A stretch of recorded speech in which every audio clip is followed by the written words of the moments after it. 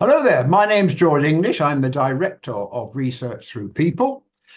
Welcome to this podcast. And today we're going to be talking to Sue Webber, who had ancestors who emigrated from Britain to America 100 years ago. And I've been researching them back in time, and we're going to discuss them with her. And there are quite a few surprises, I tell you. So Sue, why don't you introduce yourself? Well, I am the one and only Sue Webber, originally from Wilton, Connecticut, and later in life moved to the Annapolis, Maryland area. Um, I have always dreamed of digging into my family history, and uh, thank goodness my paths crossed with George so that he was able to help me navigate through a few hurdles right out of the gate. And they were frustrating to the point where I actually put down my pen and walked away for several months, if not a year or two or three. But yeah, George helped me re-spark that fire and help me get through it. And I definitely learned a lot, not only about family names and fascinating facts, but about how life was actually lived during these time frames and what was acceptable and what wasn't, and just very, very different. So thank you, George. It's good. And a couple of things there. One is you talk about Maryland and places, etc. You know, most Britons wouldn't know a lot about that, perhaps, and possibly that's the same with yourself. I mean, what did you know about your ancestors when you started? So right now, what you've helped me with is my father's mother and that line. And she didn't speak much about it. She spoke about her two sisters, one more than the other. And then later on, her stepbrother came over, but I didn't really understand what a stepbrother was, I guess. She never talked about her mother or her father. Um, I do remember hearing something about the Queen of England. Um, I I almost think like someone worked for her, but she was in the storytelling. Um, but my grandmother was extremely hardworking, and I wish I had asked a lot more questions when I had the opportunity to get the answers right from the horse's mouth. It certainly would have helped me avoid some headaches. And I guess that's quite a common story. You know, a certain amount. There are things you got hints at or what have you. Most people wish they'd asked more when they had the chance, etc. So your Absolutely. grandmother Blanche was the one who actually left England 1914, just before the First World War. So we're talking about 100 years or so ago. So I put one or two slides together so to say a couple of things, but actually just a prompt between us conversation. Um, and So we didn't really know her as Blanche. aha, I actually learned that. Uh, I'm sure I heard it, but it just never stuck with me. We always knew her as Daisy. yeah, And due aha, to her second marriage, we called her Mommy M for Meyer. yeah. So can you see that screen? I cannot. All right, we need to. We can just once I master the There technology. you go. There's Mommy M.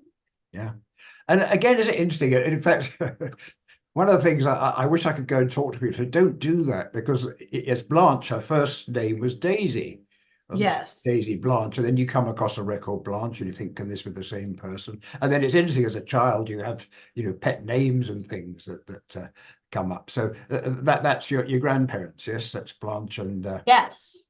the Yes. website we're not touching today, but again, there's a very interesting story for that. So what I thought I'd do is just start off with, we'll set the scene again, picking up what you were saying about Maryland and so on. So here we have England, Scotland, Wales. There are various counties. Down the bottom right there, we've got London, which of course is the predominant city. And then there are various counties around the place. And of course, one of the interesting things is, where did our ancestors come from? And I like the expression, they lived through history. Now, a couple of big things that have happened in Britain over the last centuries are firstly the Industrial Revolution, starting in the 1700s. And basically before then, most people stayed in the same area, tended to work on farms and so on and so forth. And then this Industrial Revolution exploded literally in Britain. Britain led the world. And so lots of people left their country residency and went to the towns and cities where the new industries were. And that had a tremendous effect on where people lived and the records about them. Other big thing that's happened over the centuries is Britain in particular went round to the world, went to America and various other places, and people emigrated. And so again, you find people who were living in Britain at one point and then they go, and like your ancestor, 100 or so years ago, she left here and went somewhere else. And of course, someone like yourself is interested. Oh, I wonder what it was like, where they were from, what happened, and so on and so forth. So we'll touch on that. And where did your ancestors come from? So I've just highlighted those counties where I've found records. And there are two particular surnames, you mentioned them already, Bowler, William Bowler, and Emma Kelson. So those two surnames we talk about. The Bowlers were in the London area, typically south of the Thames, and we talk more about that. Now, what's really intriguing here, as you know, the county of Kent, I grew up in a place called Sevenoaks. Mm-hmm. And someone called Sue Webber has got ancestors who lived in Sevenoaks way before I was born. So actually, we could talk about places that I knew growing up, and we'll come back to that. The Kelsons particularly came from the Somerset area, a bit further west, and quite a different story. And again, we'll talk about that. Now, I've just at the top there, see Cumbria, or Cumberland as it was. There's one ancestor who actually came from there. Whether it's Industrial Revolution or not, I don't know, but that's a lot of people. So if people living in the London area, they may have come from all over. My ancestors were Cockneys from London, and I've got a graph like this with people living in various places, but at the appropriate time coming down to London. So we'll see how that story plays out in your case. The other thing I wanted to just sort of talk about is, in researching and finding out, obviously what I want to particularly do is find records that are reliable, that tell us stories. And there are four particular factors that affect that. Whether the record was recorded, has it survived, and can we find it? The status. Now, if you were royalty or a monarchy or a landowner, much more likely that records would be kept than if you weren't. But then records were kept particularly for professions and trades employees. Passengers, interesting between America and Britain, passenger lists have become much more available of late. And in your case, again, we found passenger lists. But even at the bottom of the pile, so to speak, the workhouse where the poor went, they kept records. If we can find them, we can find out about the people. What sort of records? Well, the most obvious ones are the birth, marriage, and death records, which in England started in 1837. So going back that far in early 1800s is much easier than beforehand, when there weren't so many records. And a very key document is the census. Every 10 years, the whole family was recorded. So you know, that is their parents. Of course, their ages, where they were born, what the occupations were, a very useful document. Before then, it tended to be church parish registers.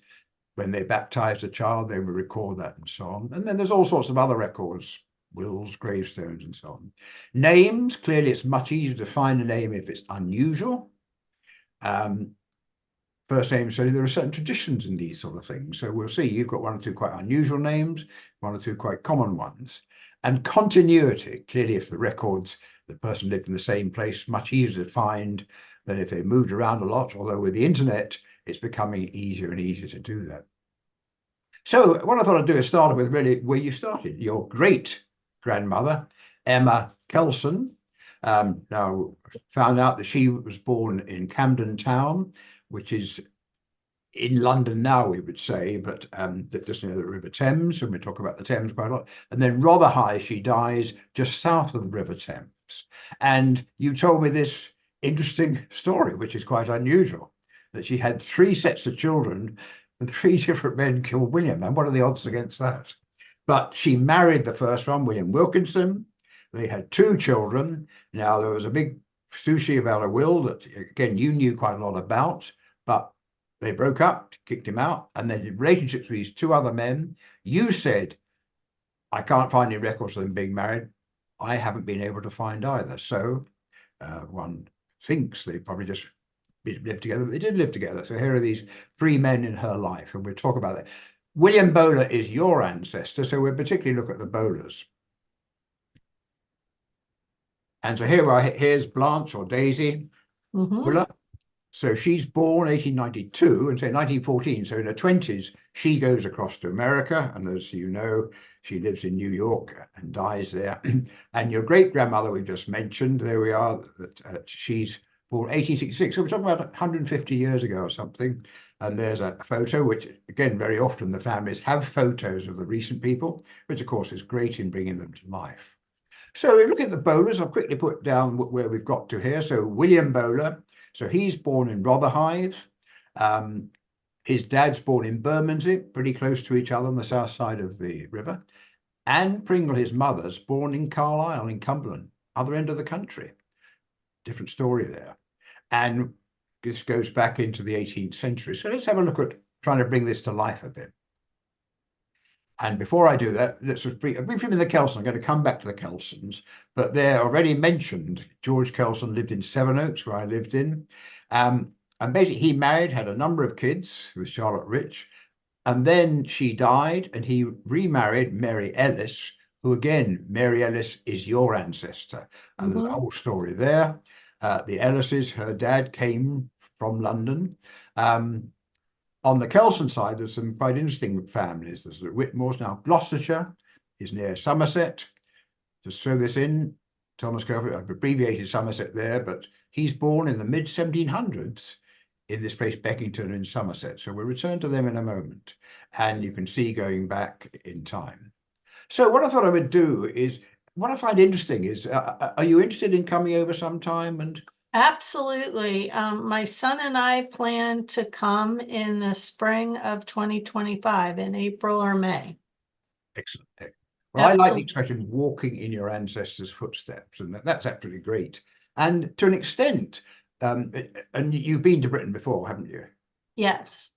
And when was the last time? Oh, like 1991, Right, 92. 30 years or so. But you've come, and Yeah. particularly, I don't know if your son's been, but there's a tourist element, isn't there? That if you come to London, it'd be a shame not to see things. So I've got London here, and there's the River Thames, and here are famous places you've probably heard of: St. Paul's Cathedral, the Tower of London, the River Thames, the City of London. And one of the interesting things, our ancestors lived through time over the centuries, and it changes. So London was, for a long time, the City of London. And you can see the outline of the City of London there. They talk about the square mile. It's literally that sort of size. And, the Mayflower, it actually left from Rotherhithe, which is where our ancestors came from. Now, that's 400 years ago. The population of London then was about 80,000 people. It's now millions, of course. Things have grown. But there are these places, there's Buckingham Palace down there and Big Ben. But when people are talking about London going back in the past, it's quite important to know, are we talking about the City of London or wider than that? And sorry, I need to go back, sorry.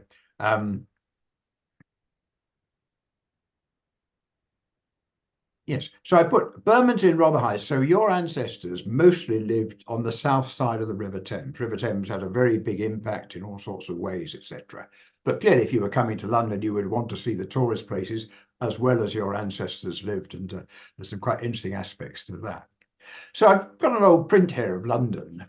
And Industrial Revolution, it's amazing. You can see in the 19th century, the population went from 1 million to 7 million. It just exploded. And then it had all sorts of impacts, all sorts of positive impacts. The City of London became the financial centre of the world and so on. But with that growth of population, there was tremendous pressure on accommodation or lack of it. Slums grew up and so on, particularly in the east end of London. Now, this is actually looking to the west down the River Thames. You can see there's the St. Paul's Cathedral. This is the City of London on the north side of the river, the south. Now, your ancestors mainly lived on the south side, Bermondsey and Rotherhithe. There was a very big fish market called the Billingsgate Fish Market, which was just on the north of the Thames, and we find your ancestors lived quite near there. And here's a sort of more a map of the parishes, so to speak. So you can see Bermondsey is quite a large area south of the Thames, Rotherhithe, and there's the City of London and various other places that you may or may not be familiar with. But if you go back here, we've got the places, Rotherhithe and Bermondsey, where they live. Now, what do? William Bowler was a publican. So he actually had a pub just on the north side of the river near this Billingsgate that I've mentioned. His son went into the same sort of business. A licensed victualler was someone who sold alcohol and so forth. And then lighterman, we've discussed this before, haven't we? You get these old occupations and you can be easily misled, because I think you, not Annette, thought he was someone who lit street lights. Or candles, right. But a lighter was in fact a type of barge, a ship that was used on the River Thames to move cargo around, really, take it off a ship and move it to the land and all the rest of it. So he actually worked on a ship. And what I found a fascinating thing is your dad was quite keen on sailing, wasn't he? Oh, absolutely. Yes, very much so.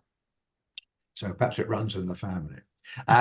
So there's stuff. So let's have a look at this a bit more detail. So they lived in an area called St Mary at Hill. There's some strange names from the past, just on the north side of the river, actually in the City of London. And here's a sort of black and white photo from 100 years ago or something. Now, the pub he had was actually in Dark House Lane. And I came across this old print from about 1870 or 1880, Billingsgate Fish Market. Look at these fish. Look at the conditions. I mean, slum is one term, etc. But, working conditions and so on. I bet they were glad when they got to his pub and had a drink or what have you. Yeah. Trying to visualize what things are like for our ancestors is what I find it fascinating. And if I could bring them to life for you, then that helps. So again, you've got the shape narrowing of the Thames. So there we are. There's the Thames. Here, the City of London is just on the north here. There's St Mary at Hill and Billingsgate Market. It's actually moved further east, but it was there. And one thing I do is I plot where I find the various family members living on a map like this. So you could see, we don't need to go into the detail, but there's Bermondsey, there's Rotherhithe, and here are various places where they lived. So if you come over, great to go to these places. Now, of course, very often the houses has been knocked down with developments and so on and so forth. So it's intriguing to see whether one can actually find the places that they live still there.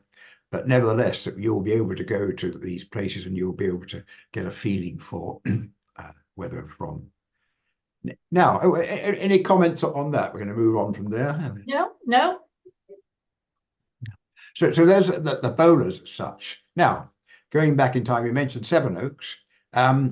Now, I grew up there, but I didn't know. If you visit, here's a photo. So looking down the right-hand side here, this is the High Street of Sevenoaks. And looking down the left here is London Road. And one reason that Sevenoaks grew and developed many centuries ago was because of this junction of main thoroughfares. So the road coming from London, obviously quite a busy London road. The one High Street goes up to the north of Kent, and this is where it joined. And your ancestors lived in various places. Now, what's particularly intriguing for me is my dad took me to the bank when I was at age 15 and opened an account for me at the address where your ancestor lived in about 1860 or something. In fact, it wasn't the same building, but it's just literally, that's the building there in that West Bank. Over here was my favorite toy shop. And your ancestor lived next door to that. And married later in life someone who lived about 4 houses down the road. And here again, I've done that. So this is Sevenoaks. So that photo was taken up here, looking down the High Street and London Road. And there are numbers there where the ancestors lived. Quite a useful thing about the sort of aerial photo is get a bit more perspective. And St Nicholas Church crops up in your thing, that you can see it's there. Now, Yeah. the Red House, you've heard of Jane Austen, the novelist. Yes. She had, I think it was her uncle lived in the Red House in Sevenoaks, and your ancestor was a doctor Yes. and actually treated Jane Austen. Ah, Another thing, looking up from there, you can see to the right here, Knowle Park, Knowle House. Now, particularly when I was growing up, we used to love going to Knowle Park, but there's this enormous house owned by a noble family, had 365 rooms. And Knowle Park was amazing. You could see there's a golf course there. We used to play our sports there, etc., etc. So there's this enormous sort of resource, if you like, to Sevenoaks. Cricket, I don't think you Americans play very much cricket. no. But the Sevenoaks Rhine Cricket Club is one of the oldest cricket clubs in the world. And I used to play there as a kid. But again, you can come and you can see these various places. So you knew about Sevenoaks beforehand, I think, did you not? Yes. Yeah. Now, Sevenoaks is exactly what it means. There were 7 oaks there. Funny in different parts of the country how different naming things grew up. But in Kent, it was quite common, though. Quite near Sevenoaks was 4 elms and 5 ash. So imagine, centuries ago, there just being 7 oak trees, and that's what got the name going, etc. So that was the Kelsons, and quite a big story in the Kelsons. Now, again, I found a black and white photo of this is down the high street from where we were looking beforehand, and you can see rather than cars, there are horse and carts. And quite interestingly for me, I remember some places more like this than the way they are 50 years after I left. But so let's go to the family itself. So here we are. We have George Kelson. Now, he was a doctor. So he married Charlotte Rich, had 7 or 8 children, and then she dies. You can see 17 years after they're married. And eventually he marries Mary Ellis, who was literally from just down the road in Sevenoaks. Almost certainly Mary would have known him when she was growing up. You can see she's just 20 when they marry. And say, actually, Mary is your ancestor.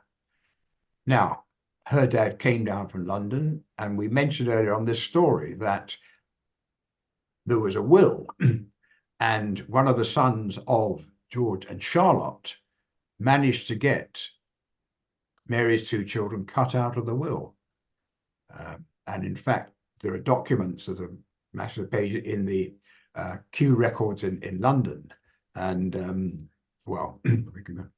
And we'll come, because in fact, one of the things we managed to do is find a living relative of yours, haven't we, Kevin Kelson? And that relative had done a lot of work and got a lot of information on this. So I'm just going to put in the Kelsons. What's interesting, they clearly were well-to-do people in the past. They're from Somerset down to the west. Anne Whitmore, she's from Gloucestershire, just next to Somerset. And we've traced their family back to the 17th century. I expect to get back 200 years unless there are problems. It's great when we can get back 300 or more years. And in the case of the Kelsons, again, there we are in Somerset, this place, Beckington. Midsummer Norton's a well-known name, a lot of people. And the Mortimer family were well-to-do as well. But there we are going back into the 17th century. Now, here's again a map of where so Bath is a place well known, etc., a lovely old city, and so they live quite close to that. There's some great names. I think I mentioned to you. I was quite amused when I found White Ox Mead. That's where they lived. Now, what's interesting with going back in time, you'll have heard William the Conqueror came to England in 1066, and the French took England. Anyway. In 1087, they had what they called the Domesday Book. They literally went round and made a note of all the properties and who owned them. And the White Ox Mead is in the Domesday Book, so more than 1,000 years ago. We have got records back to that far with the Kelsons. I, at this point, couldn't say for certain they're absolutely totally reliable, but there's quite a good chance because a well-to-do family with property and various other things, records were kept for that. And here we are. There's William Kelson. Here is where he lived in Midsummer Norton. Lovely old property. Mm-hmm. So you haven't been down to Somerset? No. I know you're looking forward to going, aren't you? Definitely. Good. And then on the Mortimer side, here we have Beckington Castle. So we're talking about, really well-to-do families going back in time, but back in history. So I just wanted to do that flavor. So over to you. Comments, reactions? I'm just thrilled and fascinated by all of it. Even I can't thank you enough for getting me through the hurdle with Amelia Kelson. And then the whole scandal about being left out of the will, and then her stepbrother, the lawyer, orchestrating all that, but then her stepsister paying the legal fees to help her regain some of that with her brother. So that was just all interesting. When I get over there, that I'm definitely going to Amelia's grave. I need to have a little chat with her. She really put up the hurdles. But again, thank you for helping me get through it, because I know I wouldn't have been able to do it without you.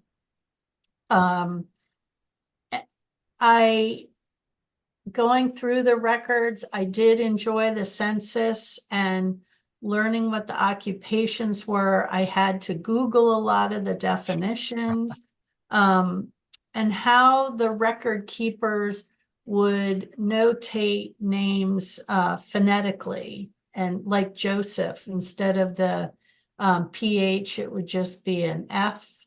And then you get a little scared. Do you accept documents that have the PH and not the F? And then how some of the ancestors actually changed the last names down the line. And then how names were constantly repeated. My goodness. And we have family that certainly had a lot of children. Some would have 12 or 14 children. Woo. And I don't know how they did it back then. I only have one, and I know I couldn't do it with multiple kids. Well, you're touching on a sign of the times. Children died then, so they tended to have big families because of that happening. I You're mean, I had right. an ancestor, and we found that we thought they had 8 children at one time, and 3 died before the age of 1. And then we found someone who had the family Bible. They had 13 children. 7 died before the age of 1. I mean, Oh, how does a mother cope with that? But that was reality, right. unfortunately. And they were much stronger individuals, living through hardships. And even though our family seems to be very well-to-do, it's still, that whole part of it would be really hard. Yeah. Well, it's interesting that, we say religion was strong. I think there was, a belief Yes. in God, if God wills it, and so on. Because how do you get through that? It's unbelievable. Finding the supporting detail, and just the stories and how it all comes together. I think it's so fascinating. I wish more and more people would take the opportunity to dive in deep and find out the history of their family, and then share it with others. But it doesn't seem that many people are very interested in it. I think it's a question of, as you get more interested, you build and so on. And it's lovely for me to hear someone like you say that sort of thing, which Well, it's fun though. And then meeting Kevin Kelson and seeing what he was able to put together. And the tree that you helped me to develop is different from his in some respects.